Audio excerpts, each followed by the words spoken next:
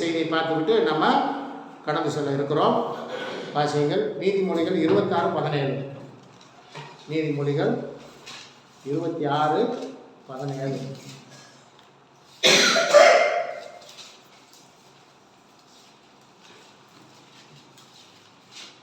வழியிலே போகையில் தனக்காடாத வழக்கில்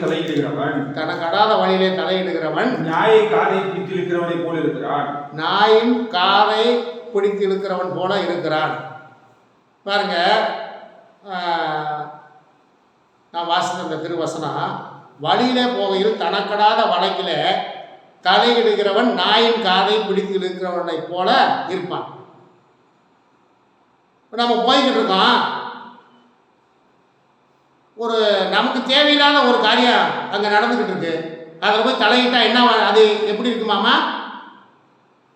நாயின் காதை பிடித்து இடுப்பதற்கு சமமாக இருக்குமா? நாயின் காலை பிடிச்சிருந்தா என்ன ஆகும்? கடிச்சு வைக்கணும்.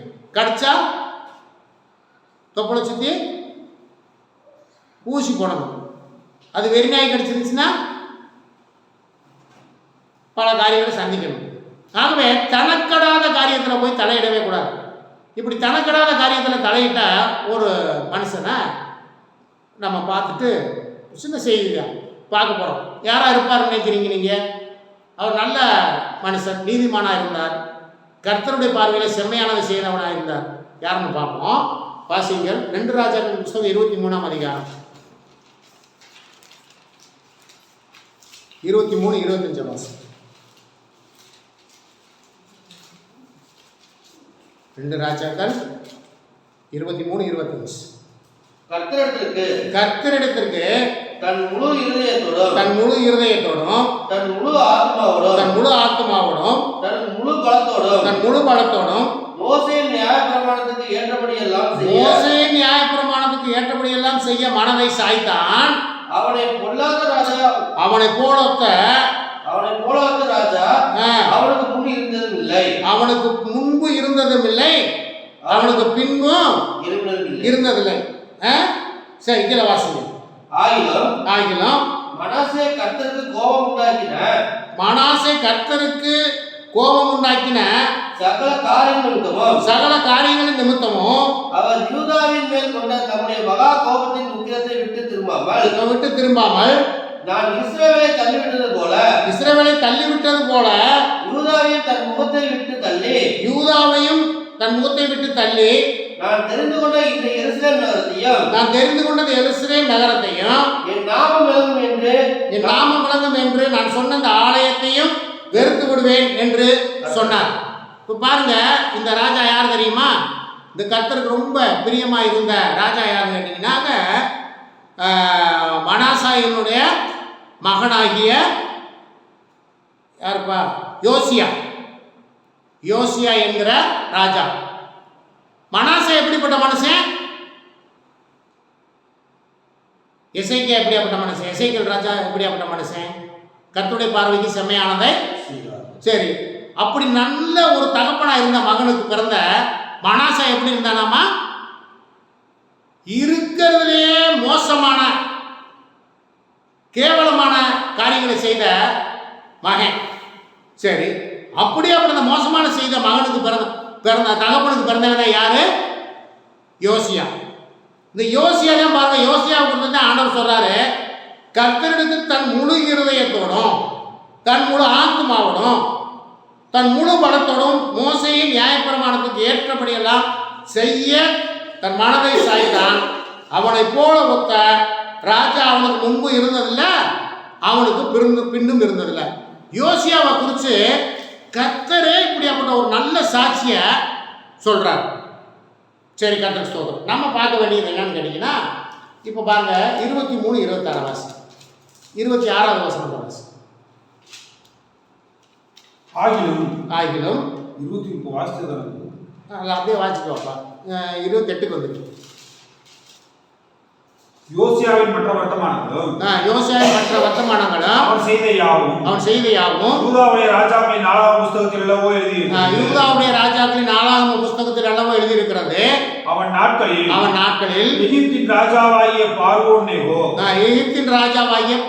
நேகோ அசிரியா ராஜாவுக்கு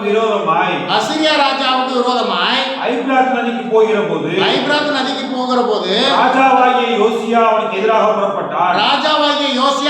எதிராக புறப்பட்டான். பார்வோன் நேகோ அவனை மெகிதோவிலே கண்டபோது அவனை கொன்று போட்டான். கர்த்தருடைய பார்வையிலே பாராட்டுகளை பெற்ற நல்லவன் என்று பாராட்டுகளை பெற்றவன் ஏன் இவன் வெட்டுண்டு சாகணும்?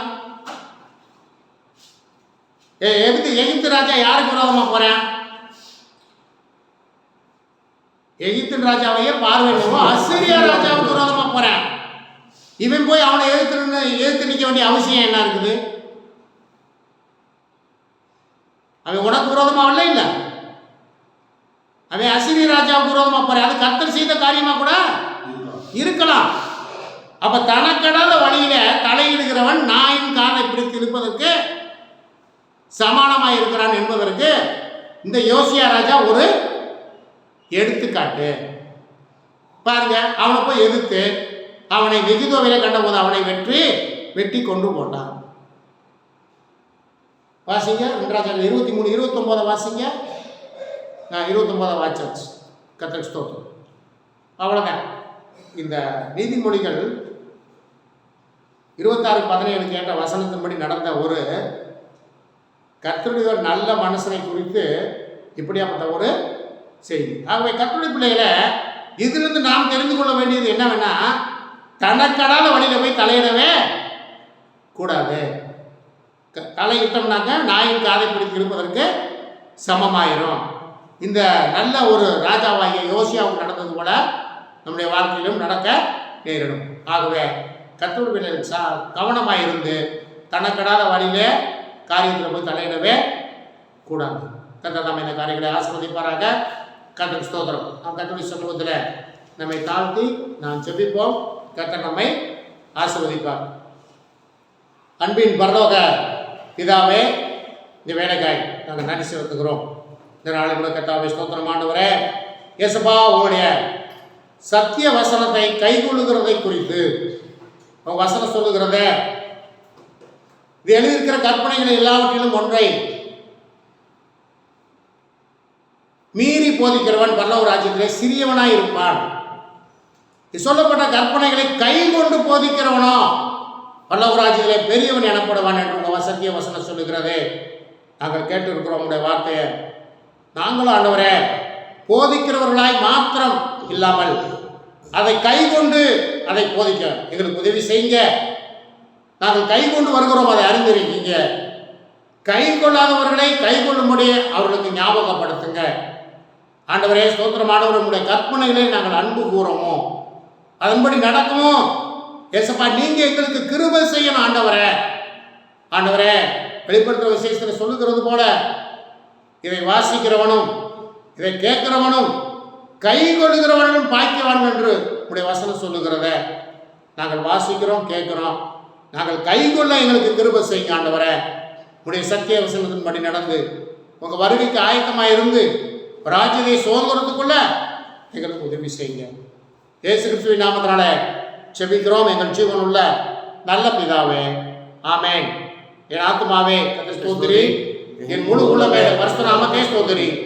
என் ஆத்மாவே கர்த்தரை ஸ்தோத்திரி, கர்த்தர் செய்த சகல உபகாரங்களையும் மறவாதே. ஆமென்.